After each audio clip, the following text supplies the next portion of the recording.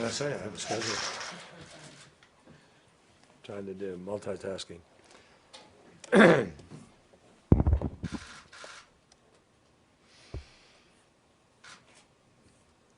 It has now been a week since the United States, the European Union, Russia, and Ukraine met in Geneva. We did so after a phone call between President Putin and President Obama, in which both leaders expressed a desire to avoid further escalation in Ukraine. We met in Geneva with a clear mission: to improve security conditions and find political solutions to the conflict threatening the sovereignty and unity of Ukraine. And right there in Geneva, EU High Representative Ashton and I made clear that both Russia and Ukraine had to demonstrate more than good faith. They needed to take concrete actions in order to meet their commitments. The simple reality is you can't resolve a crisis when only one side is willing to do what is necessary to avoid a confrontation. Every day since we left Geneva, every day, even up to today, when Russia sent armored battalions right up to the Luhansk Oblast border, the world has witnessed a tale of two countries with vastly different understandings of what it means to uphold an international agreement. 1 week later, it is clear that only one side, one country, is keeping its word. And for anyone who wants to create gray areas out of black, or find in the fine print crude ways to justify crude actions, let's get real. The Geneva Agreement is not open to interpretation. It is not vague. It is not subjective. It is not optional. What we agreed to in Geneva is as simple as it is specific. We agreed that all sides would refrain from violence, intimidation, and taking provocative actions. We agreed that illegal groups would lay down their arms and that in exchange for amnesty, they would hand over the public buildings and spaces that they occupied.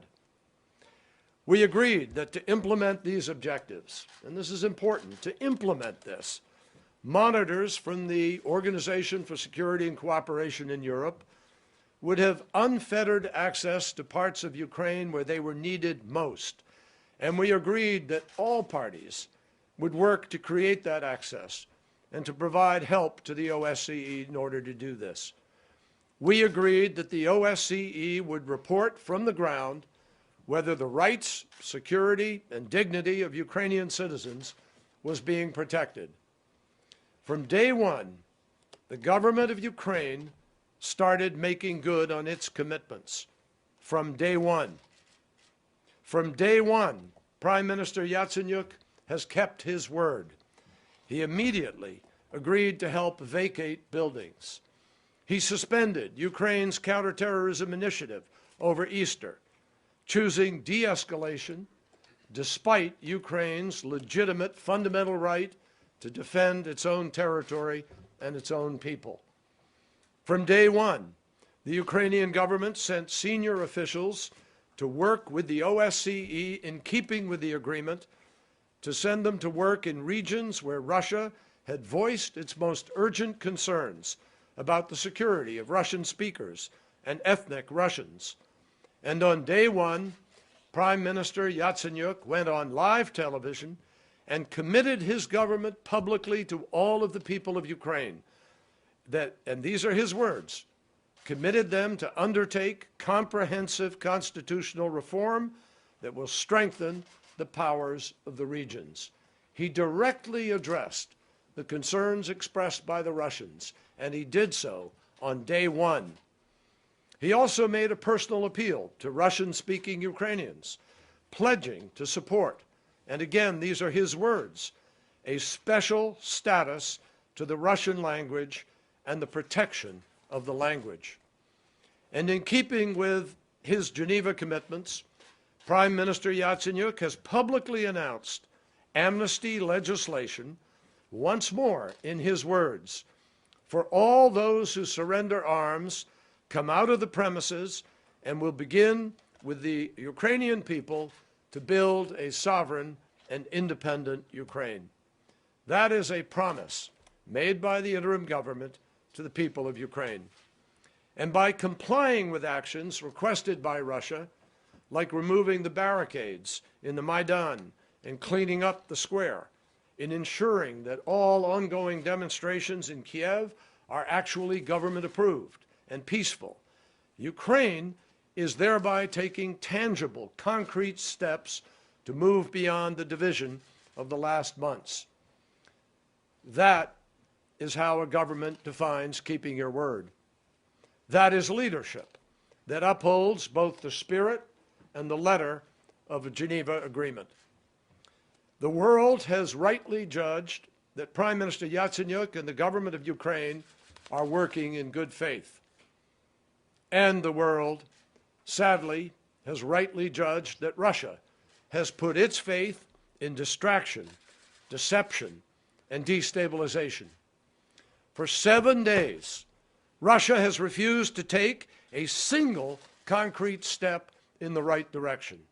Not a single Russian official, not one, has publicly gone on television in Ukraine and called on the separatists to support the Geneva Agreement, to support the stand down, to give up their weapons and get out of the Ukrainian buildings.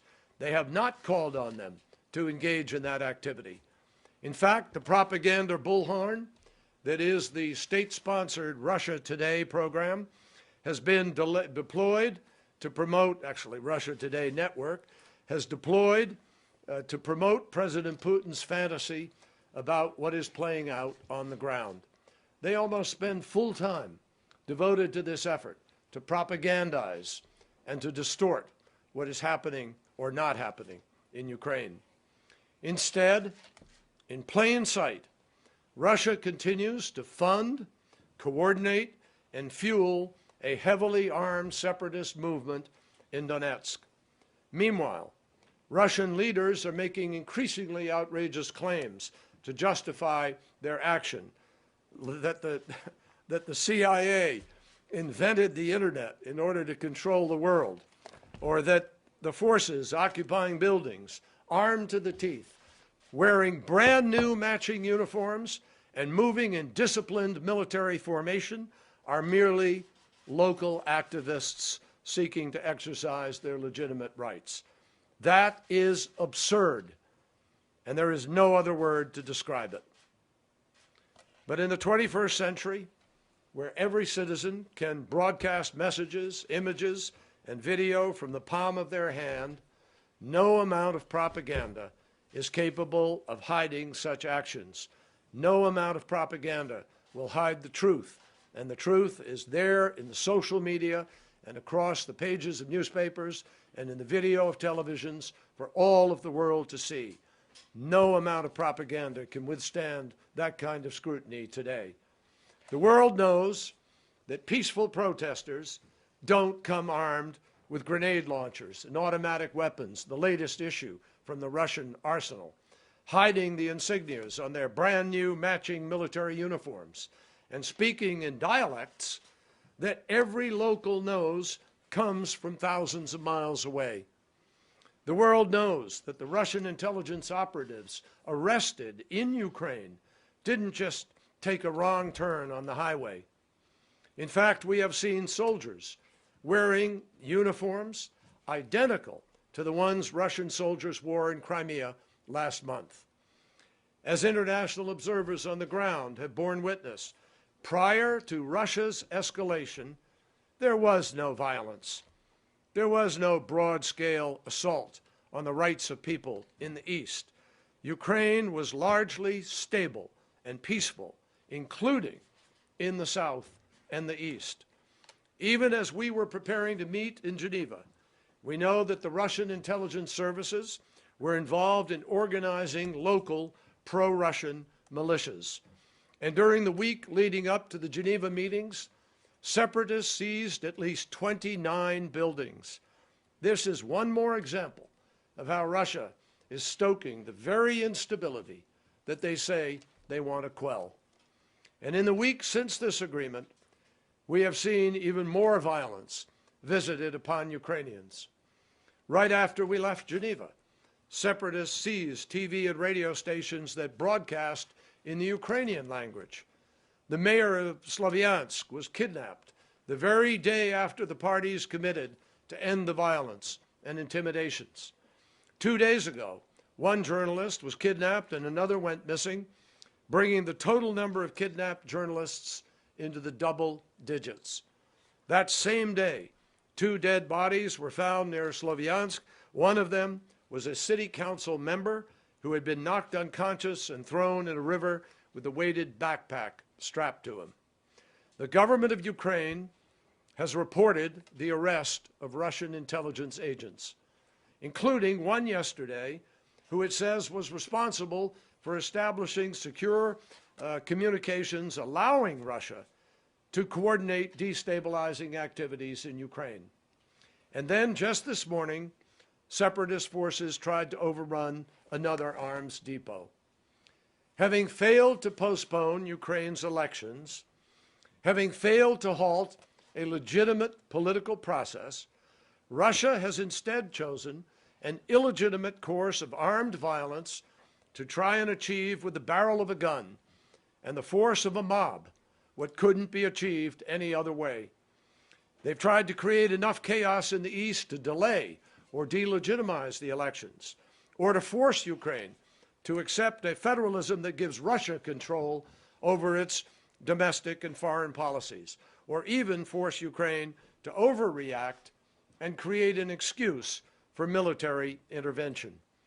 This is a full-throated effort to actively sabotage the democratic process through gross external intimidation that has brought inside Ukraine, and it is worse even. We have seen this movie before. We saw it most recently in Crimea, where similar subterfuge and sabotage by Russia was followed by a full invasion. An invasion, by the way, for which President Putin recently decorated Russian special forces at the Kremlin. Now Russia claims that all of this is exaggerated or even orchestrated, that Ukrainians can't possibly be calling for a government free of corruption and coercion.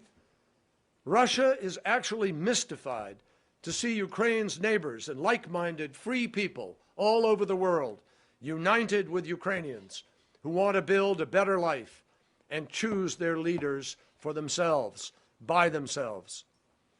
Nobody should doubt Russia's hand in this. As NATO's supreme allied commander in Europe wrote this week, what is happening in eastern Ukraine is a military operation that is well planned and organized, and we assess that it is being carried out at the direction of Russia. Our intelligence community tells me that Russia's intelligence and military intelligence services and special operators are playing an active role in destabilizing eastern Ukraine with personnel, weapons, money, operational planning, and coordination. The Ukrainians have intercepted and publicized command and control conversations from known Russian agents with their separatist clients in Ukraine. Some of the individual special operations personnel who were active on Russia's behalf in Chechnya, Georgia, and Crimea have been photographed in Sloviansk, Donetsk, and Luhansk. Some are even bragging about it by themselves on their Russian social media sites. And we've seen weapons and gear on the separatists that matches those worn and used by Russian special forces. So following today's threatening movement of Russian troops right up to Ukraine's border, let me be clear. If Russia continues in this direction, it will not just be a grave mistake, it will be an expensive mistake. Already, the international response to the choices made by Russia's leaders is taking its toll on Russia's economy. Prime Minister Medvedev has alluded to the cost Russia is already paying. Even President Putin has acknowledged it. As investors' confidence dwindles, some $70 billion in capital has fled the Russian financial system in the first quarter of 2014, more than all of last year. Growth estimates for 2014 have been revised downward by 2 to 3 percentage points, and this follows a year in which GDP growth was already the lowest since 2009. Meanwhile, the Russian central bank has had to spend more than $20 billion to defend the ruble, eroding Russia's buffers against external shocks. Make no mistake that what I've just described is really just a snapshot, and is also, regrettably, a preview of how the free world will respond if Russia continues to escalate what they had promised to de-escalate. 7 days, 2 opposite responses, and one truth that cannot be ignored. The world will remain united for Ukraine. So I will say it again. The window to change course is closing. President Putin and Russia face a choice. If Russia chooses the path of de-escalation, the international community, all of us, will welcome it. If Russia does not, the world will make sure that the costs for Russia will only grow. And as President Obama reiterated earlier today, we are ready to act. Secretary, quick question.